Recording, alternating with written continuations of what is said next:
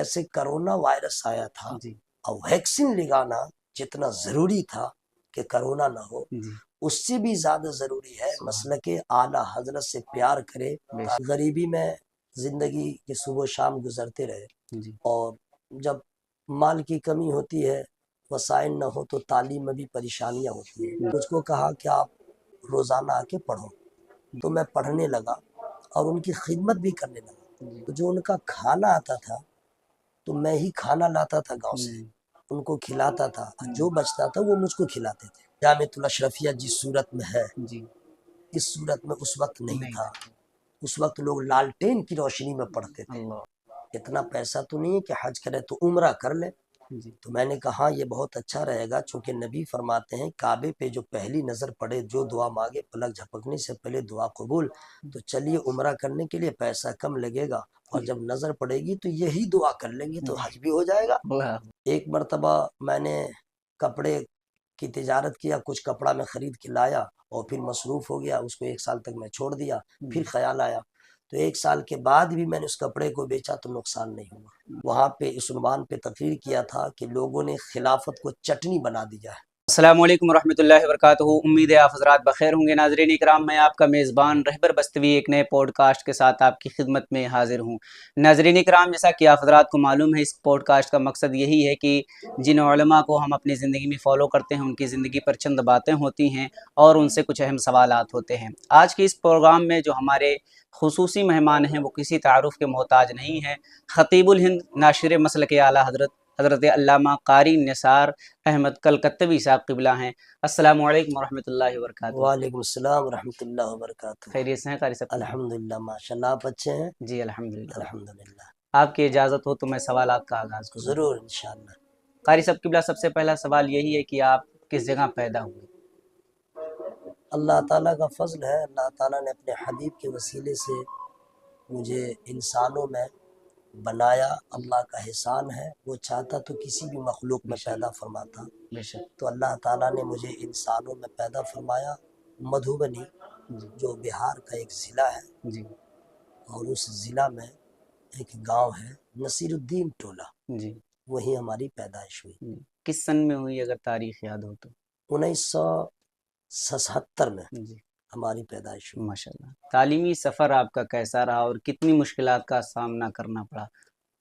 چونکہ 1977 سے لے کر کے 1980-90 تک ہمارے علاقے میں غریبی بہت زیادہ تھی. جی دیہات میں اور بھی زیادہ جی غربت پھیلی ہوئی تھی، جی اور ہم لوگوں نے جو جنم لیا وہ غریبوں میں.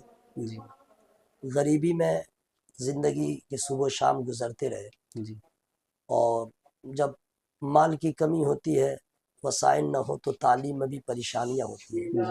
تو ہماری والدہ، اللہ تعالیٰ ان کو جنت معلیٰ مقام عطا فرمائے، آمین. بڑی تمنا تھی جی کہ میرا بچہ پڑھے. جی ہمارے گاؤں میں سرکاری اسکول تھا، جی اس میں سرکاری ٹیچر، نام ان کا تھا ماسٹر مقصود صاحب. جی وہ سرکاری ٹائم میں اس اسکول میں پڑھاتے تھے. اور اپنے طور پہ چونکہ میرے گاؤں میں ایک بھی مولوی نہیں، ایک بھی حافظ نہیں، کوئی بھی نہیں، گھر گھر لوگ علم سے دور تھے. تو ان کو شوق ہوا کہ اس گاؤں میں ایکسٹرا ہم تعلیم دیں. تو انہوں نے اپنے طور پہ مغرب سے لے کے عشاء تک بچوں کو پڑھانا شروع کیا، دینی تعلیم، قرآن، اردو وغیرہ وغیرہ. پھر صبح سے لے کر کے 9 بجے تک یہ اپنے طور پہ پڑھاتے تھے. تو اس وقت ہماری غریبی بہت زیادہ تھی. تو میں جاتا تھا، بچپنا تھا، کوئی رہبر نہیں، لیکن پھر بھی بچے سب رہتے تھے، میں جاتا تھا. تو انہوں نے ایک روز مجھے بلا کے پوچھا، بابو تم پڑھو گے؟ میں نے کہا میں ضرور پڑھوں گا. تو انہوں نے کہا کہ ٹھیک ہے. اپنی طرف سے انہوں نے قاعدہ بغدادی دیا اور مجھ کو کہا کہ آپ روزانہ آ کے پڑھو. تو میں پڑھنے لگا اور ان کی خدمت بھی کرنے لگا. تو جو ان کا کھانا آتا تھا تو میں ہی کھانا لاتا تھا گاؤں سے اور ان کو کھلاتا تھا، جو بچتا تھا وہ مجھ کو کھلاتے تھے. تو ہمارا کھان پان کا مسئلہ ذرا بہتر ہو گیا، اور الحمدللہ میری پڑھائی شروع ہوئی. ہمارے استاذ کہتے ہیں کہ 10 سے 15 دن میں قائد بغدادی ہم نے ختم کیا۔ اس کے بعد انہوں نے اما پارا خود لا کے دیا، وہ بتاتے ہیں کہ 20 سے 25 دن میں وہ ختم کیا۔ اس کے بعد انہوں نے قرآن شریف شروع کروایا۔ قرآن شریف جب شروع کروایا، ناظرہ بہت جلدی میں پڑھ لیا۔ انہوں نے کہا کہ دیکھو بہت غریب ہو تو اعلیٰ تعلیم نہ صحیح قرآن کے تم حافظ بن جاؤ، تم ماسٹر ہو کہ انہوں نے مجھے حفظ شروع کروایا۔ اور اس کے بعد وہاں سے الحمدللہ میں اپنے گاؤں میں رہ کے 4 پارے کا حفظ کیا۔ اس کے بعد انہوں نے کہا کہ تم کسی مدرسے میں داخلہ کروا لو، تو انہوں نے اپنے گاؤں میں لے جا کے داخلہ کروایا۔ تو وہاں میں 17-18 پارہ تک پڑھا، اور اس وقت عقیدے کے بارے میں کچھ نہیں میں جانتا تھا کہ کس کا عقیدہ کیا ہے۔ 17-18 پارہ پڑھنے کے بعد میں وہاں سے چلا آیا۔ اس کے بعد اس وقت جو ہے میرے گاؤں کے حافظ مطیع الرحمان صاحب تھے، وہ سیوان میں پڑھاتے تھے، تو گاؤں کے بچوں کو پکڑ پکڑ کے لاتے تھے وہاں پڑھانے کے لیے۔ تو کئی بچے آ گئے تھے، تو میں نے بھی کہا کہ مجھے بھی وہاں جانا ہے، تو وہ مجھ کو لے کر کے آئے۔ سیوان میں چھاتا ایک جگہ ہے، چھاتا چھپیا سے آگے، وہاں مدرسہ ہے، مدرسہ مخدومیہ، لبے روڈ، وہاں انہوں نے میرا داخلہ کروایا۔ اس کے بعد الحمدللہ وہاں ہم نے حفظ مکمل کیا۔ جس دن ہمارے حفظ کی تکمیل ہوئی، آج تک مجھے تاریخ یاد ہے، 18/10/1986 میں میں حافظ ہو گیا۔ اور پھر اس کے بعد اعلیٰ تعلیم آپ کی کہاں تک ہوئی؟ حافظ ہونے کے بعد وہاں جو ہے دستار بندی نہ ہوئی، تو 6 مہینے پڑھنے کے بعد 1987 میں میں اس مدرسے کو چھوڑ دیا، کولکاتہ چلا گیا۔ وہاں میرے والد صاحب بھی رہتے تھے، وہاں اس زمانے کے بہت بڑے حافظ جن کی شہرت بہت زیادہ تھی، حضرت حافظ و قاری کلیم الدین صاحب نقشبندی نابینا تھے، بہت ان کے بے شمار شاگرد ہیں۔ ان کے یہاں ان کے پاس مجھ کو لے جا گیا، تو چونکہ میں حفظ مکمل کر لیا تھا تو انہوں نے کہا کہ ٹیسٹ دیجئے۔ پہلا سوال انہوں نے کہا تھا سورہ صافات آپ پڑھیے، تو میں نے 1 صفحہ پڑھ دیا، کا داخلہ ہو گیا۔ وہاں ہماری الحمدللہ دستار بندی ہوئی۔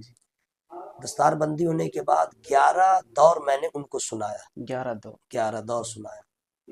اس کے بعد اسی مدرسے میں، یہ میں اپنے تعلیمی سفر کے بارے میں بتا رہا ہوں، سیوان ہی کے شاید حسین گنج کے نہیں، حسن پورہ کے علاقے میں حضرت علامہ مولانا سید اعجاز صاحب، وہ اسی مدرسے میں پڑھاتے تھے، تو وہ درس نظامی میں پڑھاتے تھے، نظامیہ میں۔ تو جب دستار بندی ہماری ہو گئی تو انہوں نے مجھ سے محبت کرتے ہوئے کہا کہ تم اب یہاں اعدادیہ شروع کرو، تو انہوں نے اعدادیہ پڑھایا۔ اعدادیہ پڑھانے کے بعد یہ قسمت کی بات ہے، انہوں نے مجھے اپنے ہمراہ کیا، اور کلکتہ سے، چونکہ میں بہت زیادہ غریب تھا، وسائل نہیں تھے، اپنے ساتھ انہوں نے لیا اور خود مبارک پور لے گئے داخلہ کرانے کے لیے۔ لیکن چونکہ تاخیر سے وہاں پہنچا تو اس وقت تک داخلہ بند۔ انہوں نے کوشش کیا، آج جو الجامعۃ الاشرفیہ جس صورت میں ہے، اس صورت میں اس وقت نہیں تھا۔ اس وقت لوگ لالٹین کی روشنی میں پڑھتے تھے، اور شام کا جو رات جب ہوتی تھی تو الجامعۃ الاشرفیہ کے جو مناظر ہوتے تھے، بچے جو ہے طلبہ چھتوں پہ جب بیٹھتے تھے تکرار کرنے کے لیے، تو کیا وہ حسین منظر ہوتا تھا۔ میں ایک بات اور بتاؤں، اس لالٹین کی روشنی میں جامعۃ الاشرفیہ میں جن طلبہ نے تعلیم حاصل کیا، ان کی علم لیاقت کا کوئی جواب نہیں، اور آج میں اور کل میں ذرا فرق ہے۔ چونکہ کل جو اساتذہ بھی، ان کا بھی کوئی جواب نہیں، لیکن جامعۃ الاشرفیہ اہل سنت الجماعت کا اس وقت بہت بڑا علمی مرکز ہے، اللہ تعالیٰ اسے اور ترقی عطا فرمائے۔ جب وہاں میرا داخلہ نہ ہوا تو ہمارے استاذ حضرت علامہ مولانا سید اعجاز صاحب نے مجھے محمد آباد لے گئے، محمد آباد اولا میں میرا داخلہ وہاں ہوا۔ جی، مولانا بدر الدجا صاحب ابھی بھی اس مدرسے میں ہیں، انہی کے ساتھ جی ان کے پاس میں نومیر پڑھتا تھا. اس طرح میرا سلسلہ چلتا رہا. ماشاء اللہ. اچھا، یہ خطابت کا جو سلسلہ آپ کا رہا، یہ شروع ہی سے رہا ہے کہ پھر پڑھنے کے بعد آپ نے اسٹارٹ کیا، اس کو شروع کیا؟ تعلیم کے حوالے سے ایک بات میں اور جی پہلے گوش گزار کر دوں، اس کا جواب میں دوں گا. جی تعلیم کے حصول میں جی جس نے محنت کر لیا، جی مشقتوں کا سامنا کر لیا جی. صبر کے ساتھ، اسے منزل مل جاتی ہے. بے شک. جو سبحان گھبرا گیا اللہ. وہ کہیں کا نہیں رہتا. بے شک. اور جس کے پاس تعلیم نہیں ہے جی. اس کی کوئی حیثیت نہیں، کوئی اس کا وجود نہیں. بے شک. اللہ تعالیٰ قوم مسلم کے ہر بچے کو علم دین اور علم نافع حاصل کرنے کا شوق و جذبہ عطا فرمائے. آمین. دوسری بات آپ نے کیا پوچھا؟ خطابت آپ نے کب سے آغاز کیا ہو؟ یہ بھی عجیب اتفاق ہے جی کہ اس خطابت میں ہمارا کوئی ایسا گائیڈ لائن کرنے والا نہیں ملا. میرے پاس جو کچھ ہے وہ خدا داد چیز ہے اور بزرگوں کی عنایتیں ہیں جی. اور بزرگوں کی دعائیں ہیں. ماشاء میں جس وقت قرآن شریف حفظ کرتا تھا اپنے گاؤں میں، اللہ. جی وہی ماسٹر مقصود صاحب نے جی اپنے ہاتھ سے ایک صفحہ پہ کچھ لکھ کے دیا، اب تم اسے یاد کرو. جی جس وقت میں یسن القرآن پڑھ رہا تھا جی اور میلاد شریف کی جو محفل گاؤں میں ہوتی ہے وہاں بولے اس کو بولو، جی تو وہاں میں بولتا تھا. جی اس کے بعد ختم. جی اس کے بعد میں جب سیوان میں آیا تھا، جی. حضرت علامہ مولانا نصر اللہ اصباحی صاحب تھے. انہوں نے دیکھا کہ یہ بچہ سب سے پہلے سبق بھی سنا لیتا ہے، امختہ بھی سنا لیتا ہے، سبقن کا پارا بھی سنا لیتا ہے، اس میں کمی نہیں ہے. تو انہوں نے ایک تقریر لکھ کے دیا. جی. عنوان تھا وما ارسلناک الا رحمۃ للعالمین. ماشاء انہوں نے کئی صفحات پہ لکھ کے دیا اور کہا اس کو یاد کر لو. اللہ. جی تو وہ جب میلاد شریف کی محفلوں میں جاتے تو مجھ کو ساتھ لے جاتے جی اور اپنی تقریر سے پہلے کہتے جو رٹ کے آئے اسی کو بولو. جی تو میں بولتا جی رہا، بس محدود ہے جو یاد ہے وہی میں بولتا تھا. جی. اس کے بعد پھر جب سفر آگے ہوتا رہا تو میرے دل میں خیال آیا جی کہ میں اس طرح تقریر کرتا ہوں، باقی علماء کرام تو الگ الگ بولتے ہیں، جی یہ کیسے بولتے ہیں؟ جی تو میں اسی دھن میں رہتا تھا، وہ کیسے بولتے ہیں، میں تو ایسے بولتا ہوں. پھر اس کے بعد جو ہے میں اس پہ غور کرتا رہا، وہ بولتے ہیں تو پھر میں نے کہا جب وہ بول سکتے ہیں تو میں کیوں نہیں بول سکتا. اس کے بعد میں دل میں بولنے کی کوشش کیا. جب بولتے بولتے بات زبان پہ آ گئی. اس کے بعد آج جو لوگ مجھ سے محبت کرتے ہیں اور محبت میں بلا لیتے ہیں، یہ سب سمجھیے میرے پیر سرکار تاج الشریعہ حضرت علامہ الحاج شاہ حضور اختر رضا خان المعروف ازہری میاں قبلہ مد ظل نورانی علی رحمت رضوان کا خاص کرم ہے. جب میں بریلی شریف پڑھنے کے لیے گیا تھا تو شہرہ تو ان کا سن رہا تھا، لیکن جب وہاں گیا میرے دل میں تمنا تھی میں مرید ہوں گا تو حضرت سے ہی اور ہاتھ پہ ہاتھ رکھ کے. الحمدللہ جب بریلی شریف میں جامعہ منظر اسلام میں پڑھ رہا تھا تو حضور کے گھر میں گیا. حضور تنہا تھے، ہاتھ میں ہاتھ رکھ کے میں مرید ہوا اور حضور سے میں نے عرض کیا حضور میں ٹوٹی پھوٹی تقریر کر لیتا ہوں، دعا فرما دیں، سر پہ ہاتھ رکھ دیں کہ بولنے کا کچھ ہنر آ جائے. تو سرکار تاج الشریعہ رحمت رضوان نے اپنے دست مبارک کو میرے سر پہ رکھا. آج اسی کی برکتیں ہیں، لوگ اس سے محبت کرتے ہیں. اور پھر اس میں مرشد اجازت حضرت علامہ پیر طریقت رہبر راہ شریعت گل گلزار اسماعیلیت حضرت علامہ الحاج شاہ حضور سید گلزار اسماعیل واسطی قادری رزاقی برکاتی ثم مسولوی کی خاص دعائیں، خاص نظر عنایت ہیں جو لوگ مجھے عزت سے نوازتے ہیں. سبحان اللہ. حضور آپ کے چاہنے والے جو اس وقت ہیں سوشل میڈیا پہ یا پھر آپ کے جتنے بھی فالوورس ہیں، جب آپ کے ساتھ ہوتے ہیں تو سب سے پہلے ان کو آپ کن عوامل کی طرف توجہ دلانے کی کوشش کرتے ہیں کہ آپ سب سے پہلے یہ کام کریں؟ دیکھیے میں یہی چاہتا ہوں کہ جتنے بھی ہمارے مسلمان بھائی ہیں، چاہے ہمارے محبت کرنے والے ہوں یا ہمارے مخالفت میں ہوں یا ہماری موافقت میں ہوں، مسلمان ہیں، تو میری چاہت یہ ہوتی ہے کہ مسلمان ہر میدان میں کامیاب ہو اور تعلیم کی طرف توجہ دے، تعلیم حاصل کرے اور اپنے ایمان اور عقیدے کی محافظت کے لیے اس وقت سب سے زیادہ ضرورت ہے اعلیٰ حضرت اور خانوادہ اعلیٰ حضرت کے جتنے شہزادگان ہیں ان سے سچی محبت کرے اور مسلک اعلیٰ حضرت پہ سختی کے ساتھ قائم و دائم رہے، انشاءاللہ کچھ بھی ہو ایمان عقیدہ اس کا محفوظ رہے گا۔ حضور جیسے مسلک اعلیٰ حضرت کی بات آئی تو اس دور حاضر میں مسلک اعلیٰ حضرت کو ماننا کتنا ضروری ہے؟ مسلک اعلیٰ حضرت کو پہلے یہ آپ سمجھ لیں جی کہ مسلک اعلیٰ حضرت ہے کیا، جی مسلک اعلیٰ حضرت کا مطلب کیا ہے؟ مسلک اعلیٰ حضرت کا مطلب ہوا اعلیٰ حضرت کا راستہ۔ جی تو لوگ کنفیوز ہو جاتے ہیں کہ یہ مسلک اعلیٰ حضرت کیا ہے۔ جی مسلک اعلیٰ حضرت کوئی نیا مسلک نہیں، نہیں۔ ان کا کوئی نیا طریقہ نہیں، جی مسلک امام اعظم ابو حنیفہ ہی مسلک اعلیٰ اعلیٰ حضرت ہے۔ جی لیکن مسلک امام اعظم ابو حنیفہ کے ماننے والے بہت سارے لوگ ہیں، ہم لوگ بھی ہیں، جی لیکن انہی ماننے والوں میں کچھ لوگ ایسے ہیں جو جن کے عقیدے میں خرابیاں پائی جاتی ہیں، لیکن وہ اپنے آپ کو کہتے ہیں ہم مسلک امام اعظم کے ماننے والے ہیں۔ جی اب کیسے پتا چلے جی کہ خوش عقیدہ کون ہے، بد عقیدہ کون ہے؟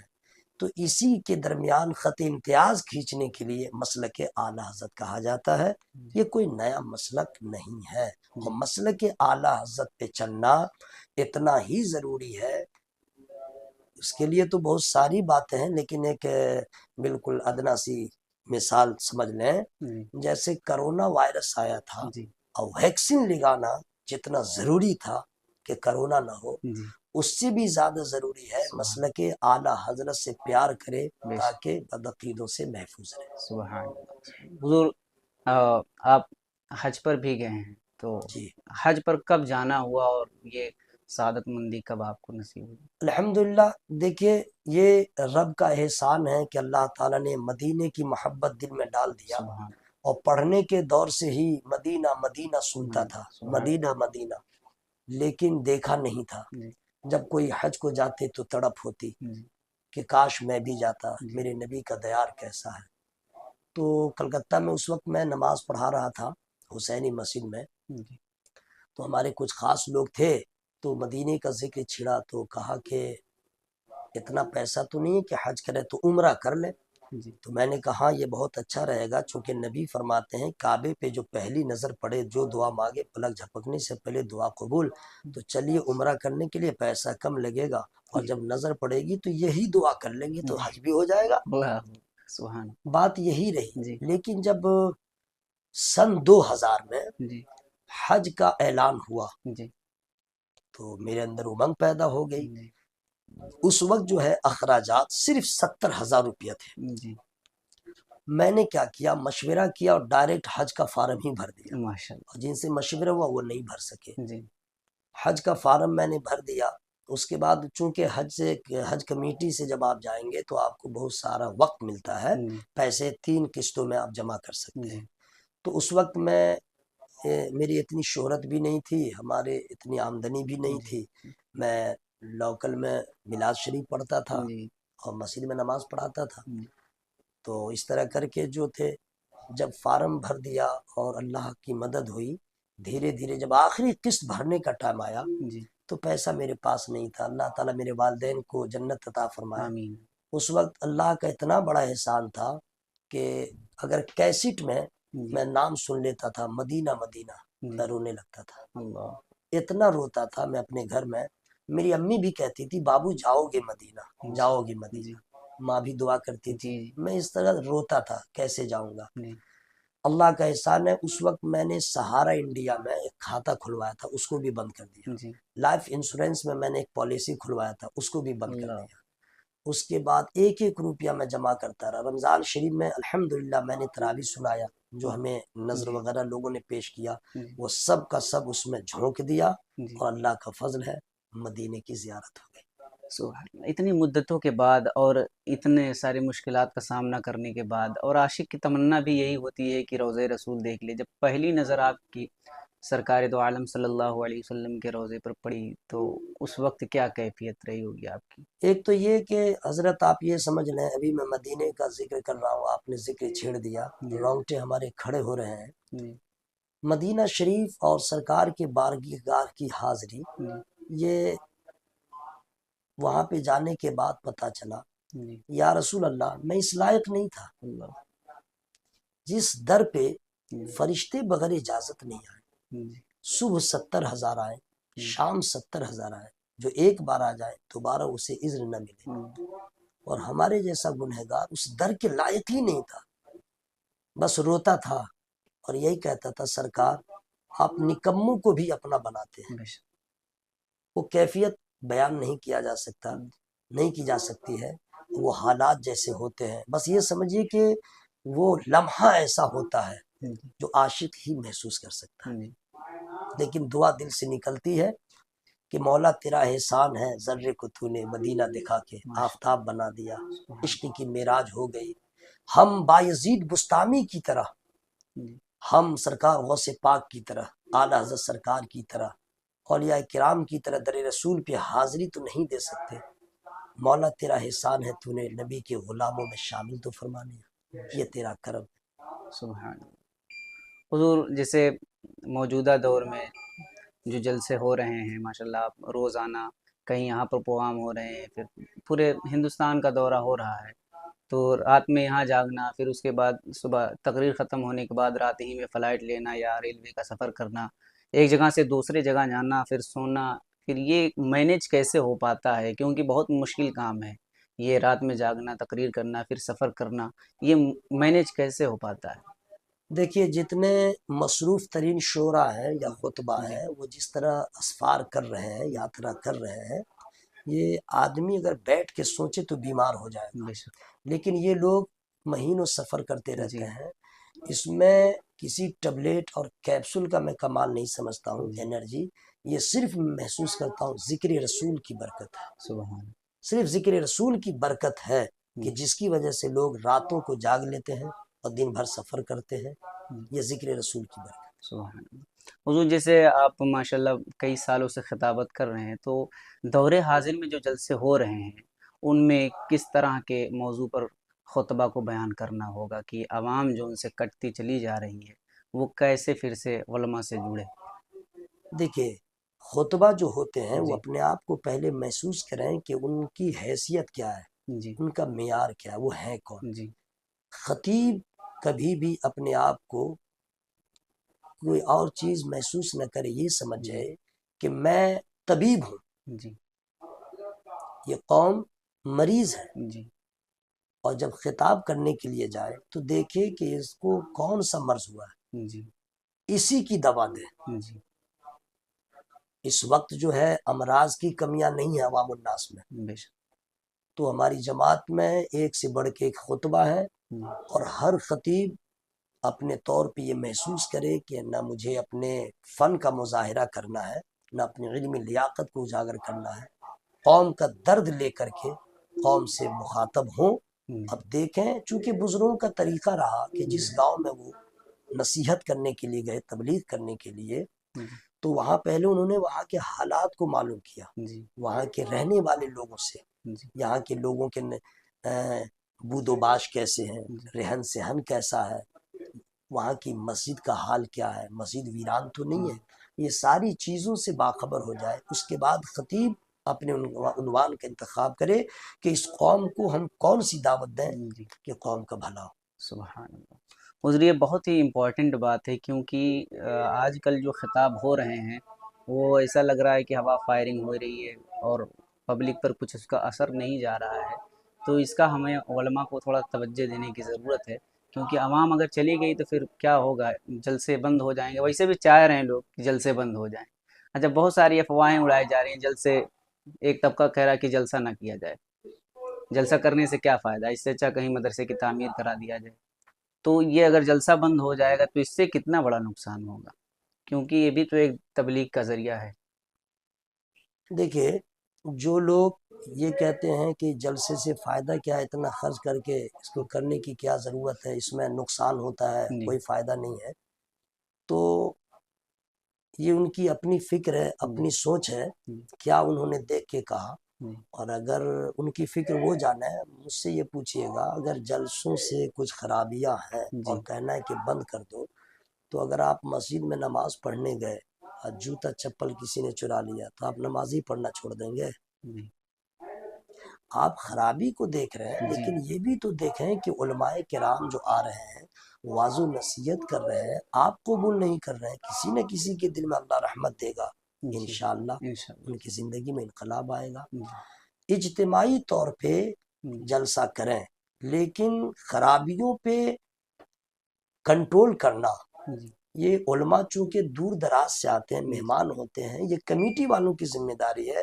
اب جو لوگ جلسہ کرا رہے ہیں کہ وہ خود سوچیں، پہلے سب سے پہلے جلسے کرانے والے کے اندر خلوص چاہیے، بے شک نیک نیتی چاہیے۔ اگر یہ نیت ہے کہ میں جلسہ کروں گا، علاقے میں نام ہوگا، شہرہ ہوگا، لوگ بعد میں تبصرہ کریں گے کیا اچھا جلسہ ہوا، تو ایسے جلسہ کرانے سے کوئی فائدہ نہیں۔ اور اگر لوگ یہ نیت کر لیں کہ ہمارے وہاں جو ہے لوکل یا مقامی علماء بولتے ہیں تو اس کا الگ اثر ہوتا ہے، ان سے بڑے عالم کو بلائیں، ان سے بڑے فقیہ کو بلائیں، وہ بولیں گے تو انشاءاللہ اسلام کی تبلیغ ہوگی اور لوگوں کے اندر دینی جذبہ پیدا ہوگا۔ اس نیت سے جلسہ کرائیں تو ثواب بھی ہوگا اور انشاءاللہ اچھا ثمرہ بھی ملے گا، اور ایسے جلسے ہی کی ضرورت ہے۔ حضور قاری صاحب قبلہ، جسے آپ نے ارشاد فرمایا کہ خطابت آپ ماشاءاللہ پورے ہندوستان میں کر ہی رہے ہیں، تو خطابت کے علاوہ بھی کوئی بزنس وغیرہ یا دیکھیے میں نے کئی مرتبہ کوشش کیا، ایک مرتبہ دکان کھول لیا، چونکہ یہ خطابت جو ہے یہ اصل نہیں ہے۔ میرا دل ہمیشہ کہتا رہتا ہے کہ ذریعہ معاش کے لیے کچھ اور انتظام ہو۔ بزرگوں کا طریقہ اور اصحاب رسول کا بھی طریقہ ہے، خود میرے امام اعظم ابو حنیفہ جن کے علم کا کیا پوچھنا، لیکن ذریعہ معاش کے لیے انہوں نے تجارت کیا۔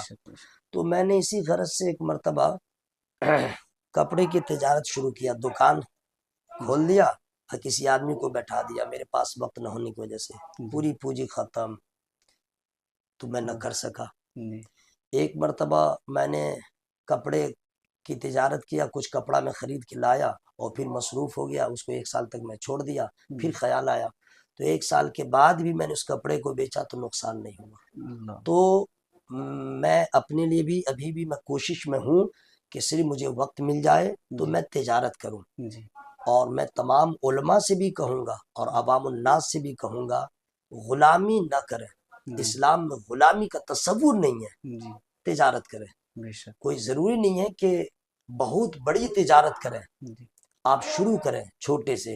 تاجر تجارت میں برکت ہے، اور یہی اصحاب رسول کا طریقہ بھی ہے، اور میں بھی انشاءاللہ ابھی بھی مزاج یہی رکھتا ہوں، وقت مجھے ملے گا انشاءاللہ میں تجارت ہی کروں گا۔ حضور قاری صاحب قبلہ، کیونکہ وقت آپ کا بہت قیمتی ہے، تو آخری سوال، کیونکہ آپ کو کہیں سے خلافت بھی ملی ہے؟ ابھی آپ نے تقریر کے علاوہ پوچھا کہ آپ کی مصروفیات کیا ہے، تو میں آپ کو نہ بتا سکا۔ تقریر ہی سب کچھ نہیں ہے میرے لیے۔ میں الحمدللہ تقریر کرنے کے ساتھ ساتھ ایک مدرسہ کی میں خدمت بھی کرتا ہوں، مدرسے کا بانی بھی ہوں، محتمم بھی ہوں، اور الحمدللہ ہمارا مدرسہ 20 سال سے چل رہا ہے الحمدللہ۔ اور جلسوں سے، تقریر سے دین کی خدمت ہوتی ہے، لیکن سب سے بڑی دین کی خدمت مدرسے سے ہے۔ سبحان اللہ تعالیٰ کی بارگاہ میں دعا کرتا ہوں جتنے بھی مدارس اسلامیہ ہیں اہل سنت والجماعت کے، اللہ تعالیٰ سب کو عروج عطا فرمائے، ترقی عطا فرمائے۔ آپ نے کیا پوچھا تھا؟ خلافت کے حوالے سے۔ دیکھیے خلافت کی بات جہاں تک کر رہے ہیں، تو میں نے خانقاہ سمرقندیہ دربھنگا میں عرس کے موقع پہ ایک بار میں تقریر کیا کہ حالانکہ لوگوں نے ذرا سا اس کا تاثر اچھا نہیں لیا، لیکن میں اعلیٰ حضرت کا ماننے والا ہوں، حق بولتا ہوں، لوگ کیا کہیں گے مجھے اس کی کوئی پرواہ نہیں۔ میں نے وہاں پہ اس عنوان پہ تقریر کیا تھا کہ لوگوں نے خلافت کو چٹنی بنا دیا ہے۔ خلافت کئی طریقے سے لوگ لیتے ہیں، ایک ڈائریکٹ، ایک انڈائریکٹ۔ تو جو خلافت انڈائریکٹ ہو تو سمجھ لیجئے کہ اس میں لذت نہیں ہے، اس میں برکت نہیں ہے۔ جو خلافت ڈائریکٹ ہو، یعنی کوئی صاحب اجازت، کوئی مرشد، کوئی اللہ کے ولی اپنی مرضی سے آپ کا انتخاب کر لیں، وہ نواز دیں، تو اسے نوازش سمجھتے ہوئے قبول کر لیں۔ اور یہ کیا کہ مجھے آپ خلافت دلوا دیں، تو گویا کہ آپ کی نیت میں فتور ہے۔ میں ایسی خلافت کا قائل نہیں ہوں، اور کبھی بھی میں نے اپنے آپ کو اس کا اہل ہی نہیں سمجھا، نہ میں نے کبھی کسی سے کہا کہ مجھے اس طرح، میری توجہ ہی ادھر نہیں گئی۔ لیکن اللہ تعالیٰ جسے چاہے نواز دے۔ خانقاہ اسماعیلیہ مسولی شریف 12 بنکی، جس خانقاہ کے صاحب سجادہ حضرت پیر طریقت حضرت علامہ الحاج شاہ حضور سید گلزار اسماعیل واسطی قادری رزاقی مقدس نورانی وارث جبہ مولائے کائنات کی عطا کا دریا جوش پہ آیا، تو حضور والا نے اپنی مرضی سے مجھے اس نعمت سے نواز دیا۔ دوسری خلافت حضرت علامہ الحاج شاہ مفتی شمش الدین صاحب قبلہ بہرائچ، جو سرکار مفتی اعظم ہند علیہ رضوان کے خلیفہ بھی ہیں، 40 سال تک جنہوں نے درس حدیث بھی دیا ہے، انہوں نے اپنی مرضی سے مجھے اس نعمت سے نوازا۔ تیسری خلافت جو سب سے پہلی حضرت پیر طریقت حضرت علامہ الحاج غلام آصفیہ علیہ رضوان، کانپور کی سرزمین پہ میں تقریر کر رہا تھا، حضرت نے اپنی مرضی سے کہہ دیا جاؤ میں نے تجھے خلافت دے دیا۔ حضور آپ کا بہت شکریہ کہ آپ نے اپنا قیمتی وقت عنایت فرمایا۔ آخری سوال کی طرف بڑھتے ہیں۔ یہ ہمارا پروگرام جو ہم نے اسٹارٹ کیا ہے علماء شعراء خطبہ پیران نظام کی زندگی پر بات کی جائے، اور اس کا پس منظر یوٹیوب پر ڈالا جائے تاکہ لوگ دیکھیں اور جو دنیا کی طرف بڑھ رہے ہیں وہ دین کی طرف آئیں، تو اس پہ آپ کچھ ایڈوائز دینا چاہیں؟ بہت ضروری ہے کہ جو لوگ اس انٹرویو کو یا اس تبصرے کو، ان باتوں کو، جن سے آپ جو ہے جن کا انٹرویو لیتے ہیں، جن کے حالات زندگی کو ان کے ذریعے آپ معلوم کر کے آپ یوٹیوب پہ ڈال دیتے ہیں کہ لوگ سنیں، میں تمام سننے والوں سے کہوں گا کہ فکر میں ترقی چاہتے ہیں، عروج چاہتے ہیں، وکاس چاہتے ہیں، کامیابی دونوں جہان کی، مرنے کے بعد بھی، مرنے سے پہلے بھی، تو فکر میں پہلے بلندی پیدا کریں۔ وہ قوم کبھی آگے نہیں بڑھ سکتی جس کی فکر میں وسعت نہ ہو۔ پہلے فکر میں بلندی پیدا کریں، جب فکر میں بلندی پیدا ہو جائے گی تو آپ کے لیے راہ کھلتی چلی جائے گی۔ اس کے بعد علم حاصل کریں، علم حاصل کریں، اور علم کی دولت جب مل جائے مغرور نہ بنیں، اور علماء کرام سے محبت کریں، علماء کو نہ چھوڑیں۔ جتنے بڑے آپ پڑھے لکھے ہیں، عالم بنے، نہیں تو عالم سے محبت کرنے والے بنے۔ وجہ یہ ہے کہ ہماری نظروں کے سامنے اسپین کی تاریخ گواہ ہے، جسے اندلس کہتے ہیں، جہاں مسلمانوں کی حکومت تھی، لیکن عیسائیوں نے جب اس ملک پہ غلط نظر ڈالا، حکومت کرنے کا ارادہ کیا، تو اس نے سب سے پہلا کام یہی کیا تھا کہ لوگوں کو، عوام الناس کو علماء سے دور کیا۔ چونکہ علماء سے قوم دور ہو جائے گی، اس کا کوئی رہبر نہیں رہے گا، یہ قوم بے لگام ہو جائے گی، اور یہی اندلس میں ہوا۔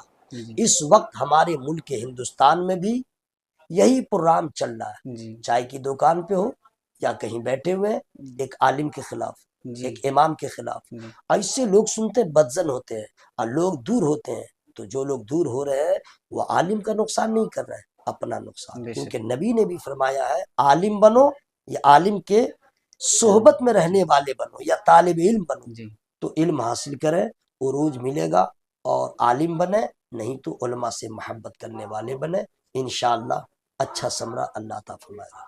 حضور آپ کا بہت شکریہ کہ آپ نے اپنا قیمتی وقت عنایت فرمایا۔ ناظرین اکرام، جیسا کہ آپ نے دیکھا کہ یہ انٹرویو خطیب الہند ناشر مسلک کے اعلیٰ حضرت علامہ قاری نثار احمد کلکتوی صاحب کا آپ نے سماعت کیا۔ جیسا کہ دیکھا کہ حضرت نے بتایا کہ جب انہوں نے تعلیمی سفر کا آغاز کیا تو ان کے پاس کوئی سہارا نہیں تھا، لیکن آج الحمدللہ اپنی محنتوں، مشقتوں، کاوشوں کے بعد آج وہ ادارہ بھی چلا رہے ہیں، اور الحمدللہ پورے ہندوستان کا دورہ بھی کر رہے ہیں۔ تو ہمیں اور آپ کو مایوس ہونے کی ضرورت نہیں ہے، بلکہ علم دین کی دنیا میں آگے بڑھیں اور دین کے لیے کام کرنے کے لیے تیار ہو جائیں۔ ان شعراء کرام، علماء کرام، پیران اعظام کے حالات زندگی پر جو ویڈیو بن رہی ہے اسی وجہ سے، تاکہ ہم دین کے لیے اور آگے کام کریں۔ پھر ملتے ہیں کسی اگلے ویڈیو کے ساتھ، تب تک کے لیے ہمیں اجازت دیجیے۔ السلام علیکم ورحمۃ اللہ وبرکاتہ۔